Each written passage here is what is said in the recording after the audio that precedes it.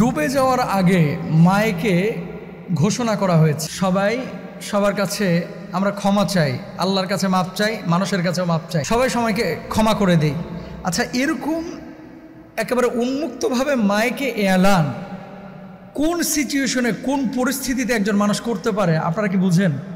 সকলের জন্য দোয়া করবেন, সবাই সবাইকে মাফ করে দিবেন, আল্লাহর রাস্তে সবাই সবাইকে আল্লাহর রাস্তে মাফ করে দিবেন।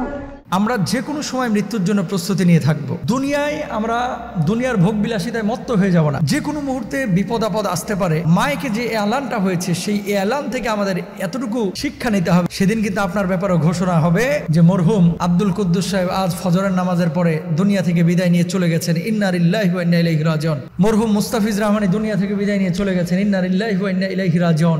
এরকম ঘোষণা আপনারও হবে, আমারও হবে। এরকম সিচুয়েশনটা, এই যে মাইকে যে এলান করতেছে যে সবাই সবাইকে মাফ করে দেন, সবাই সবার কাছে ক্ষমা চান, বাপ সন্তানের কাছে, সন্তান বাবার কাছে, প্রতিবেশী প্রতিবেশীর কাছে, হ্যাঁ, বৌমা তার শাশুড়ির কাছে, শাশুড়ি তার বৌমার কাছে, ভাই ভাইয়ের কাছে, বোন বোনের কাছে, উন্মুক্তভাবে এভাবে ক্ষমা চাওয়া। নিচে পানির স্রোত, প্রতিটা মিনিটে মিনিটে পানির স্তর বাড়তেছে। ঠিক এই মুহূর্তে মাইকে এলান দিয়ে ঘোষণা করা, এটা কিন্তু চারটিখানি কথা না, এটা ছোট কোনো বিষয় না। ওই পরিস্থিতিতে যারা ছিল বা আছে তারা জানে যে এটা কত কঠিন মুহূর্ত। ভাই, দুনিয়ার জিন্দেগিতে এই সমস্ত জিনিসগুলো থেকে আপনাকে আমাকে শিক্ষা নিতে হবে। আমি দোয়া করি আল্লাহ সুবহানাহু ওয়া তাআলা ওই এলাকায় যত মানুষ আছে সবাইকে যেন নিরাপদ স্থানে আসার তৌফিক দান করেন, আমিন। 2 নম্বর আরেকটি বিষয় আমি বলি, ওই এলানের পরে যারা মারা গিয়েছেন পানিতে ডুবে, নিরাপদ স্থানে যেতে পারেন নাই, আল্লাহ তাআলা সবাইকে প্রকৃত শাহাদাতের মর্যাদা দান করেন। আমরা এই সমস্ত বিষয়গুলো থেকে একটা শিক্ষা, একটা মেসেজ নিতে পারি কতটা ক্ষণস্থায়ী দুনিয়ার জীবন। ফেনীতে যে ঘটনাটা ঘটছে এখনও চলমান, এরা কি 3 দিন 4 দিন আগেও জানতো?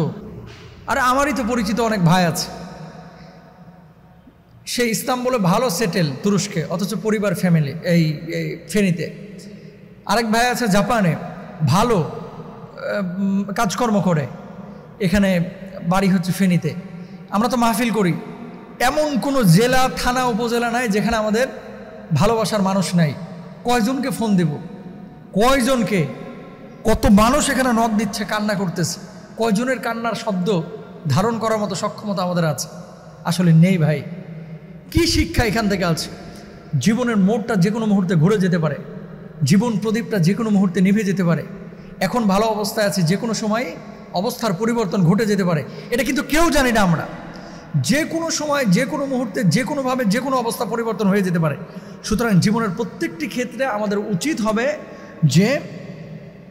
যে কোনো সিচুয়েশন হ্যান্ডেল করার মতো, গ্রহণ করার মতো আমাদের মানসিকতা, এটা আমাদের থাকা লাগবে। আরেকটি বিষয় আপনাদেরকে বলি প্রিয় ভাইরা আমার, সেটা হচ্ছে এই যে মাইকে এলান হলো বা ঘোষণা হলো, এলান বা ঘোষণার পরে অনেক মানুষ কান্নাকাটি করেছেন, ক্ষমা চেয়েছেন, আল্লাহর কাছে ইস্তেগফার করেছেন। যখন আপনি বুঝবেন যে আপনি মারা যাচ্ছেন বা মারা যাবেন, তখন অনেকে তওবা ইস্তেগফার আমরা বেশি বেশি করি।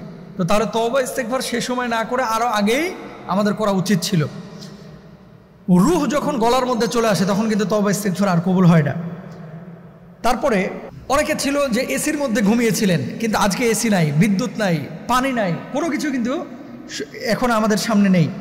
তারপরে দেখেন আমাদের ভাইয়েরা যারা স্বেচ্ছাসেবক হিসাবে ঢাকা থেকে আপনার ইয়াতে গিয়েছে, এলাকায় গিয়েছে, এই ভাইরা পর্যন্ত অনেকে বিপদে পড়ে গেছে। যাওয়ার আগে কখনো ফিল করে নাই যে আসলে এরকম এতটা ভয়াবহ মুহূর্ত। চট্টগ্রাম এবং কুমিল্লা হাইওয়ের যে রাস্তাটা, এই রাস্তাটা পুরো এখন ব্লক, এখানে গাড়িকে পর্যন্ত ভাসিয়ে নিয়ে চলে যাচ্ছে। তার মানে কতটা ভয়াবহ মুহূর্ত। 25 কিলো 30 কিলোমিটার স্পিড বোর্ডে নিয়ে গেছেন, নিয়ে যাওয়ার পরে তারা যে ব্যাক করবেন এই সময়টা আর পাচ্ছেন না। এই জন্য বাংলাদেশে অতীতে অনেক বিপর্যয় আমরা দেখেছি, অন্য বিপর্যয় আর এই বিপর্যয়টা ভাই এক না। আপনি আবেগের তাড়নায় একেবারে সাইকেল নিয়ে রওনা দিয়ে দিলেন যে আজকে ফেনীকে উদ্ধার করে ছাড়বো। আবেগের তাড়নায় আপনি একটা ওই যে কি বলে তরকারি বহন করে যে ছোট ছোট পিক আপ, এইটা নিয়ে 5 জন মিলে রওনা দিয়ে দিচ্ছেন ফেনীকে উদ্ধার করবেন। এগুলো আবেগ বেশি ভালো না। সিস্টেমেটিক কাজ করতে হবে। হেলিকপ্টার দিয়ে যেখানে পারতেছেন আপনি কীভাবে পারবেন? তাহলে আপনাকে কি করতে হবে? যারা সমন্বিতভাবে কাজ করতেছে তাদের সাথে ইনভলভ হতে হবে এবং তাদের সাথে কাজগুলোকে আঞ্জাম দেওয়ার চেষ্টা করতে হবে। এই ঘটনা থেকে আরেকটি শিক্ষা আমাদের আছে প্রিয় ভাইয়ের আমার, সেটা হচ্ছে সকালবেলার ধনী ঋতু ফকির সন্ধ্যাবেলা মানুষ যখন বিপদের সম্মুখীন হয়ে যায় তখন কিন্তু একটা বিষয় আপনাকে খেয়াল করতে হবে। অনেকের বক্স ভরা টাকা বাড়িতে পড়ে আছে, টাকাগুলো পর্যন্ত পানিতে ডুবিয়ে ফেলেছে, কিন্তু আজকে ছাদের উপর আশ্রয় নিয়েছে শরণার্থীর মতো। এই টাকা তাকে উদ্ধার করতে পারতেছে না। খেয়াল করেন, অনেকে ব্যাংকে কোটি কোটি টাকা পড়ে আছে প্রবাসীদের, অথচ বুড়া বাপ মা আজকে শুধুমাত্র বাঁচার জন্য 30,000 টাকার একটা নৌকা যাচ্ছে, বাঁচার জন্য নৌকা, একটা স্পিড বোট চাচ্ছে, পাচ্ছে না। তার মানে কি? আল্লাহ সুবহানাহু ওয়া তাআলা কখনো যদি পরীক্ষা করেন, আল্লাহ সুবহানাহু ওয়া তাআলা যদি উদ্ধার না করেন, আসলে কেউ উদ্ধার করতে পারে না। আমরা চেষ্টা করতে পারি।